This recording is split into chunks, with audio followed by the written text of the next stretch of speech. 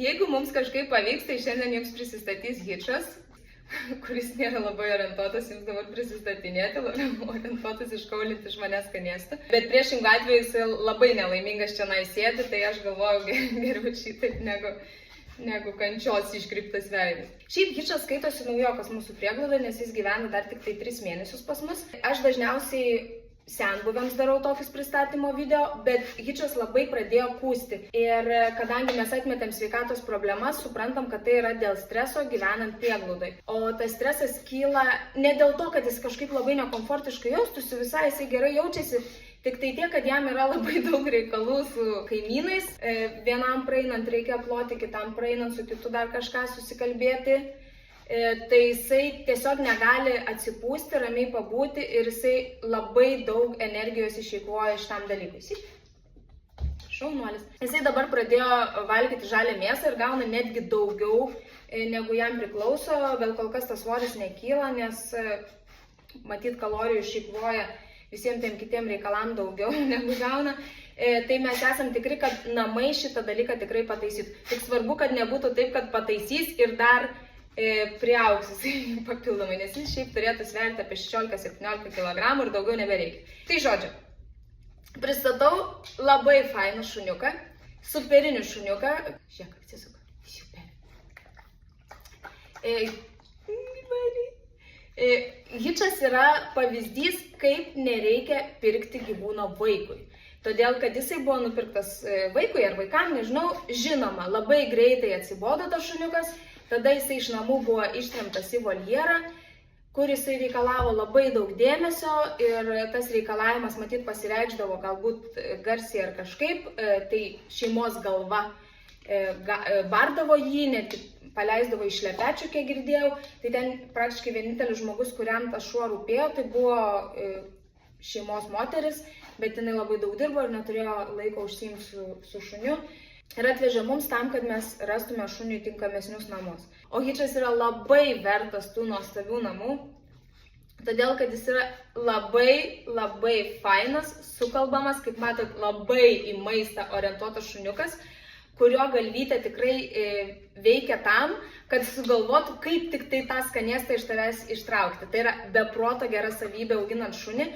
Todėl, kad tada šuo pasistengia išgirsti viską, ką tu jam sakai. Tai yra šuniukas, su kuriuo galima vykti visur ir neturėti jokių problemų. Todėl, kad jisai, tarkim, vaikšto mieste, jisai nereaguoja nieką. Kartais būna dalykų, kad, tarkim, greitai pravažiavęs dviratis ar greitai prabėgęs šuo gali atkreipti jo dėmesį, bet jisai labai greitai nusikreipia. Nes šiaip, pavyzdžiui, šunis, kurie sėdi ramiai, kurie eina, tarkim, prieš jį, ramiai, kurie nepraskuodžia pro jį, jisai nereaguoja. Mieste neturi kažkokių nerimų. Ar garsai, ar vaizdai, ar kažkas, niekas jo negazdina, jisai labai puikiai prisitaiko prie bet ko, kas yra nauja. Tai yra tikrai šuo, su kuriuo nėra sudėtinga. Mes, pavyzdžiui, nuėjom į kavinę, jis pirmiausiai norėjo šokti ant baldų, bet aš šiaip gerbdama verslininkus, kurie leidžia mus su gyvūnais į vidų ir gerbdama kitus klientus, niekada šunim neleidžiu sėsti ant baldų. Jam labai būna įdomu, nes man atrodo, kad tai yra labai smalsus šuniukas, labai smalsi galvytė. Ir jisai viską bando ostinėti aplinkui, pasižiūrėti, kaip ten kas, bet gana greitai nusiramina. Hičas yra labai į žmogų orientuotas šuo, jam labai reikia dėmesio, jam reikia švelnumo, tai yra vienas iš tų šunų, kai mes ateinam į prieglaudą, atbėga tavęs pasitikti, šoka iš vis iki galvos ir nori, kad tu jį glostytum ir su juo užsiimtum, bet svetimam žmogui reikės su juo susipažinti. Tai tarkim, šeimininkam reikėtų žinoti, kad jeigu pas jūs ateis svečiai, kurių Hičas prieš tai nepažinojo, juos reikės supažindinti. Bet yra gera savybė, kad šitam piliečiui užtenka 1-2 kasniukų skanių ir jisai gana greitai įsileidžia į savo būrį ir į savo širdį tą naują žmogų. Apsišarvuokit skanėstais, kaip priimsit naujus žmonės. Arba dar yra vienas dalykas, ką aš galiu patarti iš savo patirties, nes aš turiu tokį patį šunį. Tai mes susitinkam lauke.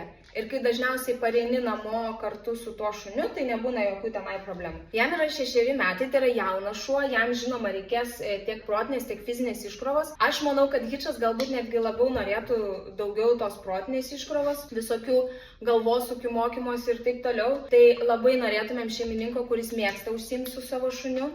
Nepaisant to, kad prieglaudoje, kaip aš minėjau, jisai turi stresą dėl aplinkui gyvenančių šunų, aš manau, kad su šuniu gyventi jis gali, Pirmiausiai todėl, kad tai yra šuo, kuris vengia konflikto. Netgi jeigu kažkoks mažesnis šuniukas bando iškelti konfliktą, Hitchas stengiasi jo išvengti. Jisai suka galvą, jisai traukiasi, bet šeimininkas privalo apginti savo šunį. Ar šeimininkas, ar šalia esantis žmogus, kad tokio terorizavimo nebūtų. Tai tarkim, jeigu jūs turit šunį, kuris manot, kad gali dominuoti prieš Hitchą, jūs turite užbėgti už akių, kad jūsų šuo to nedarytų. Aš šiaip sakau, gyventi jisai su šunimis gali, jisai puikiai su šunimis vaikšto gatvėmis, nėra visiškai jokių problemų. Su vaikais jis jau yra gyvenęs, jisai žino, kas tai yra, todėl, nežinau, kažkokių tokių specifinių namų, ko gero, jam ir nereikia. Jisai puikiai gali gyventi bute, žinoma.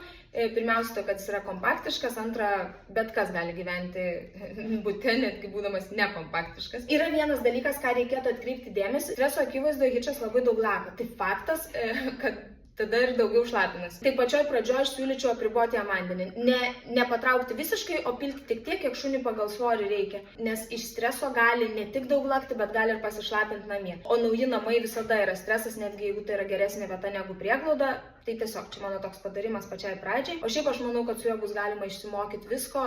Tai yra šuo, kuris turi veikiančią galvytę, orientaciją į maistą ir orientaciją į žmogų, ir su juo greitai galėsit bet ko išmokti. Kaip pavyzdžiui, pavadėlio tempimas. Kai jisai atvyko, jisai labai stipriai tampė pavadėlį. Atrodydavo, kad jisai ten, nežinau, nori kažkokį svorį nutempti galiūnų konkurse. O dabar, jeigu pavadėlis įsitempia, jis atsisuka į mane. Tai yra labai faina savybė ir ne visus šunis gali šito išmokyti. Jisai pakankamai greitai tą pagavo ir išmoko. Tai aš manau, kad čia tiesiog yra šuniukas, kuris gali greitai išmokti labai daug dalykų, jeigu tik tai su juo užsiimsit.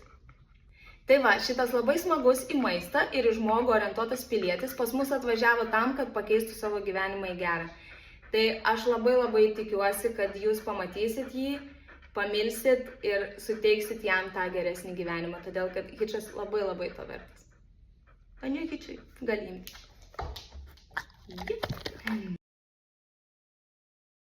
Dabar minga. Kai mes išeinam į lauką, jisai yra aktyvus, jisai nuolat vizgina uodegą, jis yra visada geros nuotaikos, atrodo, kad jisai visada iš guolio išlipa tą koją, o parėjom